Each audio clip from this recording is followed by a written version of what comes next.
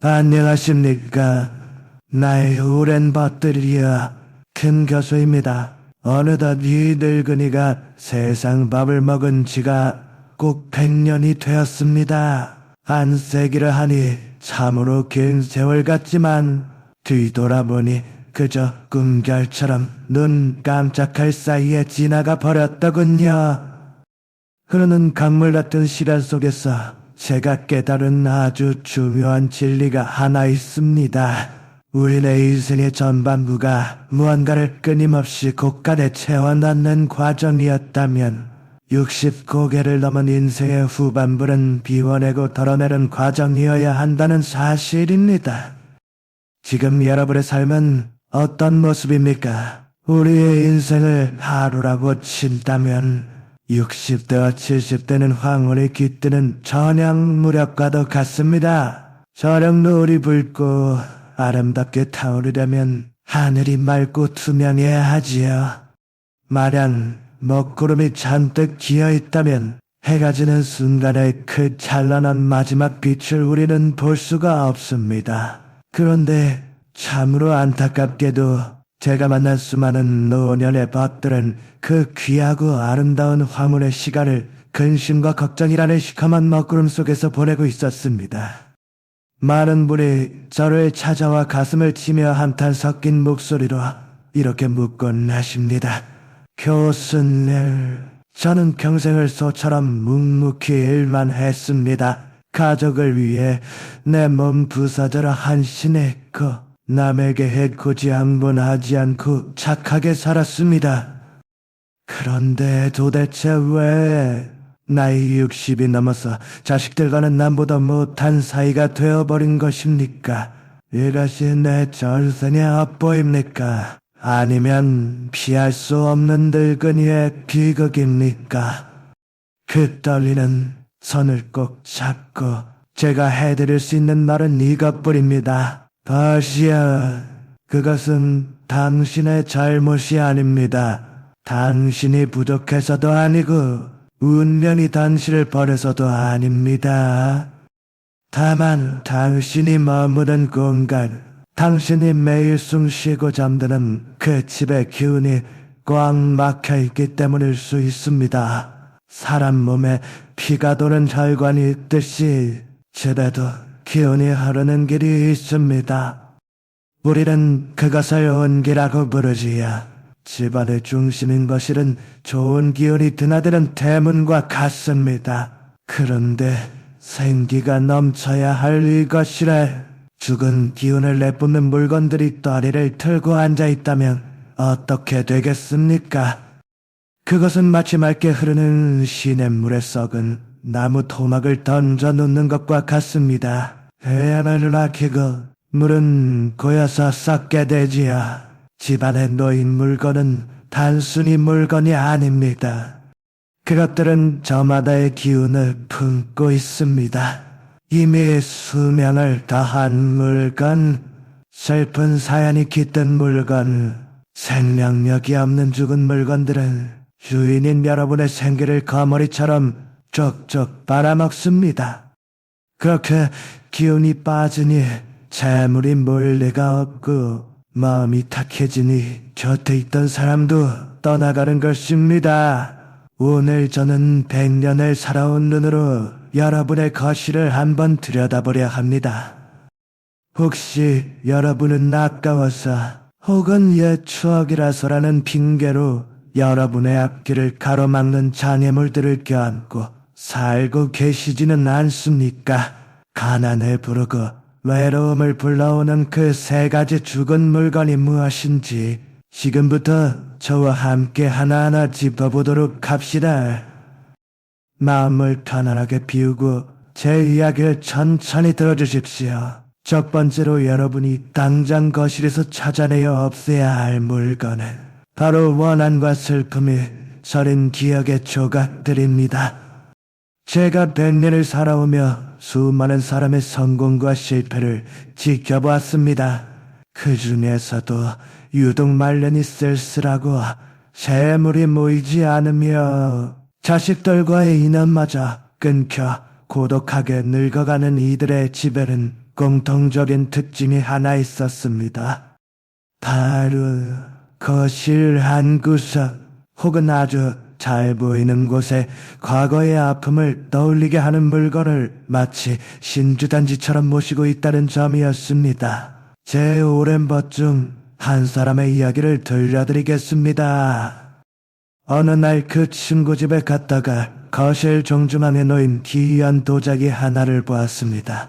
그것은 깨진 것을 억지로 이어붙인 참으로 볼품없는 화병이었습니다. 제가 저것이 무엇이냐 묻자 친구를 씁쓸하게 웃으며 말하더군요. 전처가 시집올 때 가져온 것인데 구부싸움 중에 깨졌지. 내가 다시 붙여놓았네. 내 실가를 잊지 않으려고 말이야. 여러분, 그 친구의 말년이 어땠을 것 같습니까? 그는 그 깨진 도자기를 매일 바라보며 무엇을 되새겼겠습니까? 그것은 단순히 아니었습니다. 그것은 매일 아침 눈을 뜰 때마다 실패의 기억을 불러내고 떠난 사람에 대한 미움과 자신의 처지에 대한 한타를 가슴에 주입하는 독약 같은 의식이었습니다. 결국 그는 마음의 평을 깊게 얻었고 가끔 찾아오는 자식들에게도 늘 신세 한탄과 짜증을 쏟아내는 바람에 아무도 그 집을 찾지 않게 되었습니다. 그 넓은 집 거실에서 그 깨진 도자기와 단둘이서 아주 차갑게 식어갔습니다. 이것은 단순히 기분의 문제가 아닙니다. 늙은 우리에게 가장 중요한 기운, 즉 에너지의 이치입니다. 모든 물건에는 고유의 마음과 영혼이 있습니다. 특히 누군가에게 선물 받았으나 그 사람과 사이가 틀어졌거나 볼 때마다 마음이 무겁고 슬픈 감정이 드는 그림, 혹은 너무나 그리운 마음에 걸어두었으나 볼 때마다 눈물 짓게 만드는 고인의 유품 같은 것들은 집안을 아주 어둡고 차갑게 만듭니다. 거실은 집안의 심장입니다. 바깥에 맑은 빛이 들어와 집안 전체로 퍼지는 명당이어야 합니다. 그런데 그곳에 원한 슬픔, 실패의 기운을 담은 물건을 둔다는 것은 맑은 샘물에 독약을 한 방울 떨어뜨리는 것과 같습니다. 그 물건 하나가 뿜어내는 무겁고 탁한 기운이 집안 전체의 공기를 짓누릅니다. 여러분은 운이 움직이는 기운이라는 말을 아실 겁니다. 돈도 흐름이고 건강도 비가 흐르는 것입니다. 그런데 과거의 상처를 붙들고 있는 물건은 그 흐름을 뚝 멈추게 합니다. 그것은 마치 배를 정박시킬 때 내리는 닷과 같아서 여러분의 인생이라는 배가 앞으로 나아가지 못하게 꽉 붙들어 맵니다. 과거라는 무거운 닻을 내린 배가 어떻게 새로운 보물섬으로 항해할 수 있겠습니까? 그러니 나이 60이 넘어서도 새로운 복은 들어오지 않고 있는 복마저 야금야금 까먹으며 인생이 제자리 걸음만 하는 겁니다. 마치 닻에 묶인 배처럼 제자리를 뱅뱅 맴돌 뿐이지요. 혹시 여러분의 거실 벽에 볼 때마다 기분이 묘하게 가라앉고 우울해지는 어두운 색깔의 그림이 걸려있지는 않습니까? 혹은 배신하고 떠난 동업자가 남긴 값비싼 조각상에 그래도 돈 주고 산 건데 버리긴 아깝다는 이유로 떡하니 자리를 차지하고 있지는 않습니까? 아니면 너무나 살아겠지만 이제는 가슴에 묻어야 할 사람의 사진을 집안 곳곳에 너무 많이 붙여두어 살아있는 사람의 집이 아니라 죽은 사람을 모시는 사당처럼 만들지는 않았습니까? 그것들은 여러분의 살아있는 기운을 갉아먹는 거머리와 같습니다. 그 물건들은 여러분이 노년에 누려야 할 평온함과 맑은 정신을 도둑처럼 훔쳐가고 있습니다. 제 말을 믿으십시오. 그리고 지금 당장 결단을 내리십시오. 물건은 그저 물건일 뿐입니다. 비싸다고, 추억이라고, 혹은 남 주기는 아깝다고 끌어안고 있지 마십시오. 그것을 버리는 것은 배신이 아닙니다. 그것은 여러분의 영혼을 보호하기 위한 거룩한 의식입니다. 지금 당장 그 물건을 꺼내어 검은 비닐봉지에 담으십시오. 그리고 미련 없이 대문 밖으로 내다버리십시오. 버리면서 마음속으로 이렇게 단호하게 외치십시오. 나의 불행은 이것으로 끝났다. 나는 이제 과거의 망령과 작별한다. 그렇게 비워낸 자리에 비로소 새로운 생명의 기운이 깃들 것입니다. 낡고 썩은 살을 도려내지 않고는 새 살이 돋을 수 없습니다. 여러분의 거실은 박물관이 아닙니다. 여러분은 유물을 지키는 관리자가 아니라 오늘을 숨 쉬며 살아가는 생명체입니다. 죽은 과거의 전시품들을 이제 그만 치우십시오. 그래야 여러분이 삽니다. 그래야 꽉 막혀있던 재물운과 건강운의 숨통이 트이기 시작할 것입니다. 부디 아까워하지 마십시오. 여러분의 남은 인생은 그 어떤 골동품보다 비싸고 소중하기 때문입니다. 두 번째로 여러분이 지금 당장 거실에서 눈을 부릅뜨고 찾아내야 할 물건은 바로 거짓된 생명과 죽음의 껍데기들입니다. 구체적으로 말하자면 먼지 쌓인 조와 바스락거리는 마른 꽃, 그리고 동물의 사체로 만든 박제 장식품 같은 것들입니다. 많은 노인분이 저에게 이렇게 변명하십니다. 정말로 많은 분이 이렇게 말씀하십니다. 교수님, 진짜 꽃은 금방 시들고 물 갈아주기도 귀찮아서 예쁘고 변치 않은 가짜 꽃을 두었습니다. 혹은 이 말린 꽃은 몇 년 전 자식들이 선물해 준 것이라 버리기가 아까워 그냥 두었습니다. 라고 말이지요. 하지만 제 100년 인생의 경험을 걸고 단언컨대 이것은 여러분의 노년을 병들게 하고 외롭게 만드는 가장 위험한 선택입니다. 제가 겪었던 아주 안타까운 사연을 하나 들려드리겠습니다. 제 지인 중에 아주 고상한 취미를 가진 부인이 한 분 계셨습니다. 그분의 거실은 언제나 화려했습니다. 사계절 내내 시들지 않는 형형색색의 비단꽃들이 거실을 가득 채우고 있었고, 벽에는 사냥을 좋아했던 남편이 남긴 사슴 머리 박제와 거북이 등껍질 같은 것들이 걸려 있었습니다. 건물관처럼 웅장하고 아름다워 보였지요. 그러나 이상하게도 그 집에만 들어가면 등골이 서늘해지는 찬 기운이 느껴졌습니다. 아무리 보일러를 틀어도 채워지지 않는 썰렁한 냉기였지요. 결국 그 부인은 60 중반을 넘기지 못하고 원인 모를 병에 걸려 시름시름 앓다 눕게 되었습니다. 더 무서운 것은 자식들과 손주들이 그 집을 찾지 않는다는 것이었습니다. 손자가 한 번은 울면서 그랬답니다. 할머니 집은 무서워. 꽃은 있는데 향기가 안 나고 벽에 걸린 동물들이 나를 노려보는 것 같아. 그 부인은 그 화려한 가짜 꽃들에 둘러싸여 철저히 혼자 남겨진 채 쓸쓸한 최후를 맞이했습니다. 도대체 무엇이 문제였을까요? 단순히 취향의 문제였을까요? 아닙니다. 이것은 생기, 즉 살아있는 기운의 문제입니다. 우리 노인들의 육체는 자연의 섭리에 따라 점점 따뜻한 양기가 빠져나가고 차가운 음기가 강해지는 시기입니다. 해가 지는 저녁과 같지요. 그렇기에 우리가 머무른 공간만큼은 반드시 살아 꿈틀거리는 따뜻한 기운으로 가득 채워져야 음과 양의 조화를 이루어 건강을 지킬 수 있습니다.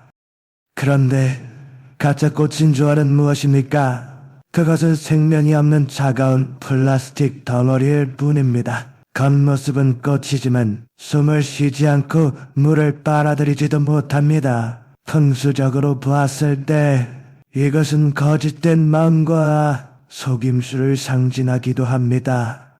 또 우리 밭들이 흔히 두는 말린 꽃 드라이 플라워는 무엇이라 할 수 있을까요? 냉정하게 말하자면 그것은 이미 생명을 잃은 꽃의 죽음과 다름없습니다. 마치 식물의 미라를 고이 모셔둔 것과 같다고 볼 수 있지요. 여러분의 귀한 것이래 이렇듯 생기 없는 물건들을 두는 것은 저 넓은 우주와 하늘을 향해 이렇게 말하는 것과 같습니다. 나는 이제 더는 새로운 기운을 원치 않습니다. 나는 변화가 싫으니 그저 지금 이대로만 유지하고 싶습니다. 나는 거짓된 아름다움에 만족하며 살아가겠습니다. 그런데 집안의 기운을 다스리는 우주의 큰 섭리가 이 신호를 받으면 어떻게 될까요? 집안으로 들어오려던 생생한 기운과 복의 흐름을 다 끊어버릴 것입니다.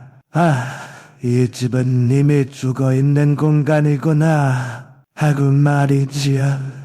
여기에는 더 이상 활력이 필요 없겠구나 하고 판단하게 되는 것이지요. 특히 먼지가 뽀얗게 앉아있는 가짜 꽃은 그 중에서도 가장 좋지 않습니다. 그 먼지는 단순히 지저분한 것이 아닙니다. 그것은 멈춰버릴 시간이자 음침한 기운이 서려있는 것입니다. 죽은 물건에 달라붙은 먼지는 여러분의 숨쉬는 길을 해치는 것을 넘어 여러분의 재물운과 자식운마저 답답하게 가로막아 버립니다. 흐르지 않는 물이 썩어버리듯이 생명 없는 물건은 집안의 공기를 탁하게 만들고 말지요. 그러니 당연히 몸이 아프고 마음이 울적해지며 살아있는 사람들은 본능적으로 그 집을 멀리하게 되는 것입니다. 나의 늙은 벗들이여, 부디 그동안의 미련이나 습관으로 쌓아둔 것들을 치워주십시오. 비싼 돈 주고 샀는데 아깝다는 생각, 자식이 준 건데 어떻게 버리나 하는 그런 미련스러운 마음이 바로 여러분을 가난과 고독으로 끌고 가는 간단한 족쇄가 되는 것입니다. 고작 물건이 아까워서 여러분 자신의 남은 귀한 운명을 희생하시겠습니까? 지금 당장 가위와 쓰레기 봉투를 드십시오. 그 먼지 쌓인 가짜 꽃들을 과감히 잘라내고 벽에 걸린 죽은 동물의 장식들을 떼어내십시오. 그것들은 여러분의 친구가 아닙니다. 오히려 여러분의 생명력을 갉아먹는 기생충과 같습니다. 버리면서 죄책감을 가질 필요도 없습니다. 오히려 우리 집안의 죽은 기운을 몰아낸다는 개운한 마음을 가지십시오. 이것은 단순한 청소가 아니라 여러분의 귀한 영혼을 지키는 의식과도 같다고 생각하십시오.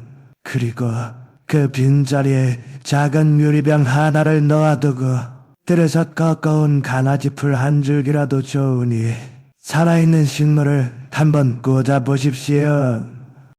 아니면 아담한 작은 화분 하나를 들여놓으시는 것도 좋습니다. 비록 며칠 뒤에 시든다 할지라도 그 순간만큼은 물을 마시고 숨을 쉬는 진짜 생명이 우리에게 필요한 것입니다. 시드는 것을 두려워하지 마십시오. 꽃이 피고 지는 것이야말로 진정 살아있다는 증거가 아니겠습니까? 늙어가는 우리 인생도 마찬가지가 아니겠는지요. 늙음을 감추려고 해서 가짜 가면을 쓰는 것보다 주름진 얼굴 그대로 환하게 웃는 것이 훨씬 더 아름답고 위험 있어 보이는 것처럼 말입니다. 화려하지만 죽어있는 숲에서 혼자 시들어가지 마시고 소박하더라도 살아있는 풀 한 포기와 함께 숨 쉬어보십시오. 그래야만 여러분의 꽉 막혔던 운이 다시 편안하게 숨을 쉬기 시작할 것입니다. 그래야 그 집에 따뜻한 온기가 돌고 그 온기를 따라 사랑하는 자손들의 발길이 다시 이어질 것입니다. 자손들의 발길이 다시 이어질 것입니다. 마지막으로 여러분의 발목을 잡는 세 번째 어리석음은 바로 고장나고 망가졌음에도 아깝다는 마음에 참아 버리지 못하는 낡은 물건들입니다. 우리 세대는 참으로 가난하고 배고픈 시절을 겪으며 자랐지요. 물건의 소중함을 알고 아껴 쓰고 고쳐 쓰는 것이 가장 훌륭한 덕목이라고 배우며 살아왔습니다. 하지만 이 늙은 교수가 100년을 살아보니 이제 알겠습니다. 때로는 그 아끼는 마음이 지나쳐서 오히려 독이 되고 우리의 발목을 잡는 족쇄가 되어 남은 복을 조금씩 갉아먹는다는 사실을 말입니다. 제가 말씀드리는 물건들은 이렇습니다. 건전지가 다 되었거나 고장이 나서 멈춰버린 벽시계 같은 것들입니다. 제 오랜 밥 중에 정말이지 재주가 많고 똑똑한 분이 한 분 계셨습니다. 젊은 시절에는 사업 수완도 참으로 좋았지요. 그런데 이상하게도 50살이 넘어가면서부터는 하는 일마다 자꾸 꼬이고 어렵게 모은 재산이 마치 손가락 사이로 흐르는 모래처럼 스르르 빠져나가기 시작했습니다. 나중에는 빚더미에 앉아 몸에 병까지 얻게 되었더군요. 제가 걱정이 되어 그 벗의 집을 찾아갔을 때 저는 문득 그 이유를 짐작할 수 있었습니다. 그 벗의 집 거실과 베란다는 그야말로 낡은 물건들로 가득 찬 고물상 같았습니다. 한쪽 구석에는 무려 10년 전에 고장나 버린 안마의자가 빨래 바구니가 되어 방치되어 있었고요. 벽에 걸린 궤동시계는 4시 44분에 멈춘 채 먼지를 뒤집어 쓰고 있었습니다. 제가 저 시계 좀 고치거나 아니면 버리지 그러려고 슬쩍 물었더니 그 벗은 더러 화를 내더군요. 이 사람아, 저게 얼마나 비싼 건데 함부로 버리나. 나중에 부속만 구하면 다 쓸 수 있어. 그리고 저 안마의자도 가죽은 아직 멀쩡하다네. 하지만 안타깝게도 그 친구는 결국 다시 일어서지 못했습니다. 그의 집은 물건으로 가득 차 있었지만 정작 그 벗이 편안히 쉴 수 있는 공간은 없었던 것입니다. 그 꽉 찬 잡동사니들이 바로 주인의 숨통을 조여왔던 것입니다. 사랑하는 여러분, 이것을 그저 단순히 정리정돈의 문제로만 보지 마십시오. 이것은 기운의 흐름, 즉 좋은 기운이 잘 돌고 도는 순환의 문제와 깊이 관련되어 있습니다. 우리 옛 어르신들이 말씀하시던 풍수에서도 가장 좋지 않다고 하는 것이 바로 멈춰버린 시간과 깨어진 그릇입니다. 시계는 바로 시간의 흐름, 다시 말해 우리 생명의 리듬을 상징하는 소중한 물건입니다. 그런데 거실 한복판에 멈춰버린 시계가 그대로 걸려있다면 어떻겠습니까? 이것은 저 넓은 우주에게 내 인생의 시간은 여기서 멈췄습니다. 나의 발전은 여기서 끝이 났습니다. 라고 큰 소리로 선언하는 것과 마찬가지입니다. 흐르지 않는 시간은 곧 생명을 잃는 것을 뜻합니다. 그러니 돈의 흐름도 건강의 흐름도 그 멈춰버린 시계바늘처럼 뚝 끊기고 마는 것이지요. 입구가 이가 나간 그릇은 또 어떻습니까? 옛 어른들이 복이 달아난다고 하여 깨진 그릇을 절대 쓰지 못하게 한 데에는 다 깊은 까닭이 있습니다. 밥그릇은 곧 그 사람의 그릇을 뜻합니다. 다시 말해 재물을 담는 능력과 복을 받는 그릇의 크기를 의미하는 것이지요. 휘퉁이가 깨진 그릇에 밥을 먹는다는 것은 스스로 자신의 복을 깎아 먹는 것과 같으며 내 입으로 가난의 기운을 떠먹이는 것과 다름없습니다. 이런 스스로에게 나는 깨진 그릇에 밥을 먹어도 되는 하찮은 존재야라고 되뇌는 것과 같아서 여러분의 마음속 깊은 곳에 나는 부족한 사람이라는 생각을 심어주게 되는 것입니다. 나중에 필요할지도 몰라. 이거 버리면 다시 살 돈이 없어. 하는 이런 마음의 밑바닥에는 도대체 무엇이 깔려 있겠습니까? 그것은 바로 마음속 깊이 자리한 두려움입니다. 미래에 내가 가난해질 것이라는 두려움. 그리고 나는 새롭고 좋은 물건을 가질 자격이 없다는 낮은 자존감이 그 마음에 깔려 있는 것이지요. 여러분이 이렇듯 고장나고 낡은 물건들을 껴안고 있는 한 여러분은 저 우주를 향해 계속해서 나는 가난합니다라는 주파수를 쏘아 올리는 셈입니다. 스스로 보십시오. 나는 이 낡고 병든 물건들과 사는 것이 오히려 편안합니다 라고 말하는 것과 같습니다. 나는 부족함과 결핍을 사랑합니다. 그러면 저 넓은 우주는 여러분의 그 마음에 정확하게 답해줄 것입니다. 그래? 네가 그것을 진정으로 원하니 계속해서 가난하고 고장난 상황만을 보내주마라고 말이지요. 이것이 바로 끌어당김의 법칙이고 우리의 업보가 돌아오는 이치와 같습니다. 이 늙은 교수가 100년 동안 수많은 부자와 이름난 명문가들을 옆에서 오랫동안 지켜보았습니다. 그런데 특히 거실에는 한 가지 공통점이 있었습니다. 그것은 값비싼 살림살이가 꽉 차 있어서가 아니었습니다. 오히려 그들의 거실은 비어있음으로써 충만한 기운으로 가득 차 있었지요. 고장난 것이 있으면 그 자리에서 바로 고치거나 더 이상 손쓸 수 없다면 가차없이 밖으로 내다 버렸습니다. 집 아래는 버리지 못한 쓸모없는 물건들이 산처럼 쌓여 있기도 했습니다. 그 어떤 물건보다도 여러분의 남은 귀한 인생이 억만 배는 더 아깝고 소중한 법입니다. 그러니 부디 지금 당장 자리에서 일어나 보십시오. 혹시 멈춰 서 있는 시계가 있다면 새 건전지를 넣어 다시 움직이게 해주십시오. 그렇게 해도 꿈쩍하지 않는다면 미련 없이 당장 벽에서 떼어내야 합니다. 혹시 이건 나단 컵이 눈에 띈다면 그동안 고마웠다고 정중하게 인사를 건네고 깨끗한 종이에 싸서 조용히 보내주십시오. 작동하지 않는 낡은 전자제품이나 삐걱거리는 가구, 더 이상 몸에 맞지 않아 입지 않는 낡은 옷가지들, 이 모든 것들은 결코 여러분의 재산이 될 수 없습니다. 그것들은 그저 여러분의 지나간 과거일 뿐, 우리 집안의 좋은 기운을 가로막고 있는 피덩어리처럼 해로운 것들입니다. 그 귀한 물건들을 집 밖으로 내어놓는 순간 처음에는 마음이 짠하고 아플지도 모릅니다. 하지만 잠시 뒤 돌아서서 깨끗하게 비워진 그 공간을 바라보는 순간 여러분은 분명히 무언가를 느끼실 것입니다.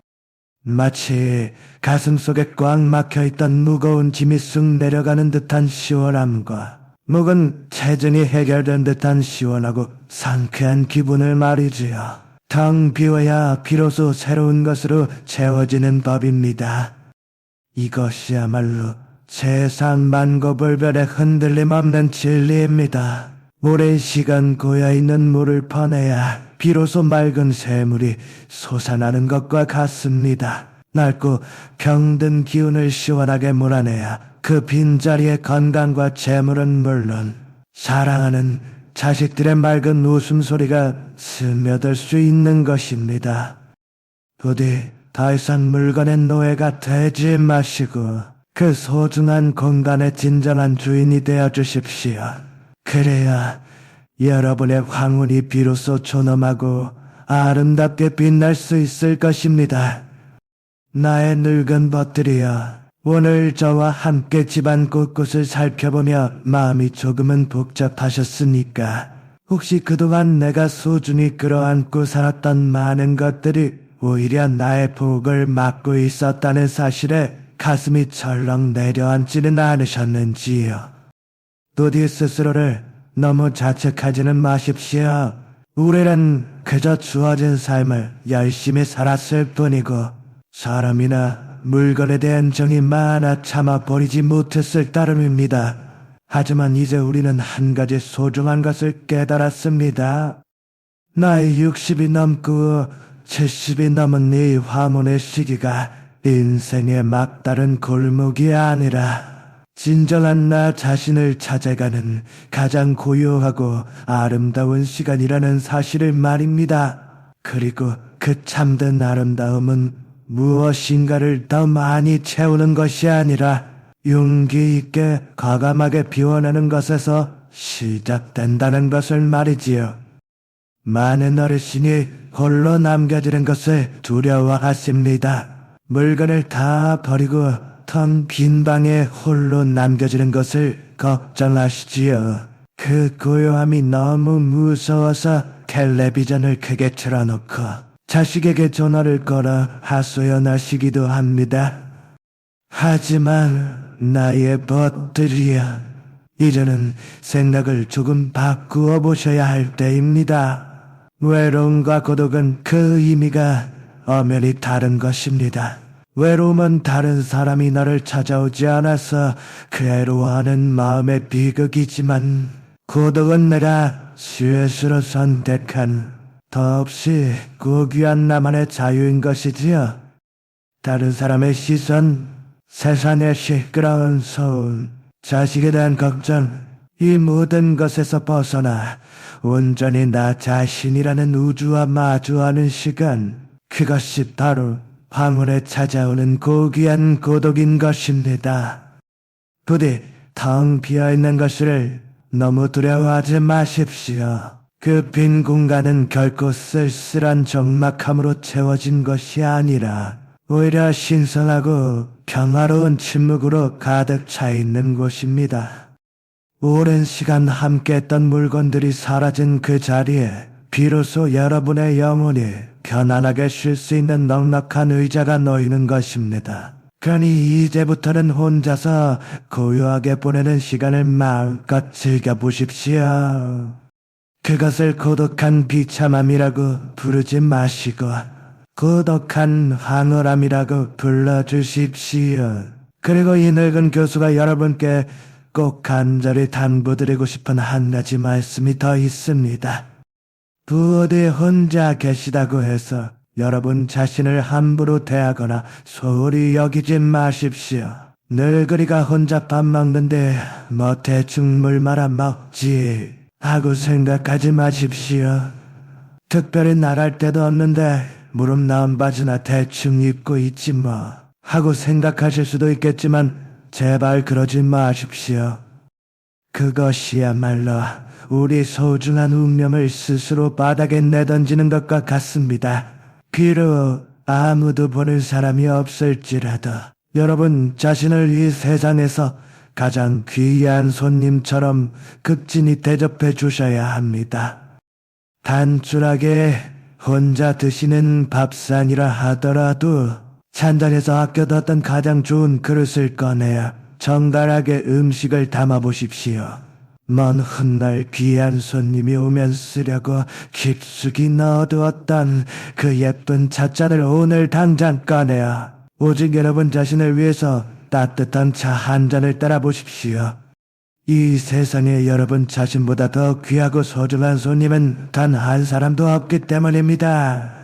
그저 집안에만 계실 때라도 운매무새를 단정히 하시고 정성스럽게 머리칼을 빗어 넘기십시오.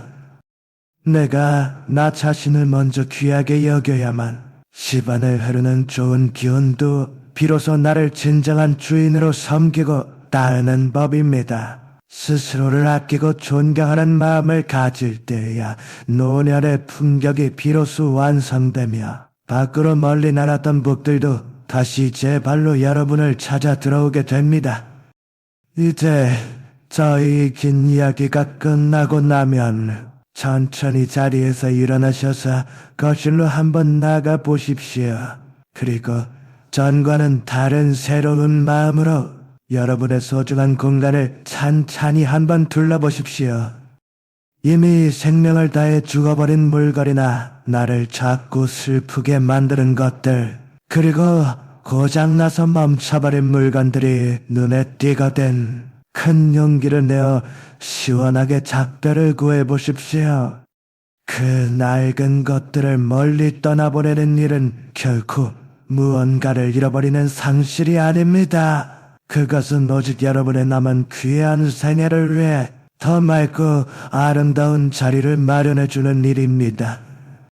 맑고 깨끗한 기운이 들어올 수 있도록 자리를 비워주는 아주 숭고한 의식이라 생각하십시오. 여러분의 남은 나날들이 어지러운 쓰레기 더미가 아니라 향기로운 꽃밭이 되기를 간절히 바랍니다. 여러분의 마음 또한 해묵은 짐들로 가득 찬 창고가 아니라 시원한 바람이 통하고 따스한 햇살이 드는 맑은 정자가 되기를 소망합니다. 우리 모두는 그럴 자격에 충분히 있는 분들입니다. 지난 100년의 세월을 건너온 이 늙은 교수가 책임지고 보존하겠습니다. 이제는 다 내려놓으시고 편안한 마음으로 오늘 하루를 갈무리하십시오. 오늘 밤 저의 진심 어린 목소리를 들으신 모든 법들의 머리맡에 우주의 따뜻한 기운이 포근한 보막처럼 내려앉기를 진심으로 기도하겠습니다. 아껴주고 보듬어주며 스스로를 깊이 사랑하십시오. 그러면 반드시 가슴 깊은 곳에서 평안이 찾아올 것입니다. 마음이 편안하면 그곳이 바로 극락이고 전단이 아니겠습니까? 부디 오늘 밤은 아무런 잡념 없이 깊고 포근한 잠 이루시길 바랍니다. 지금까지 김 교수였습니다. 내내 평안하십시오.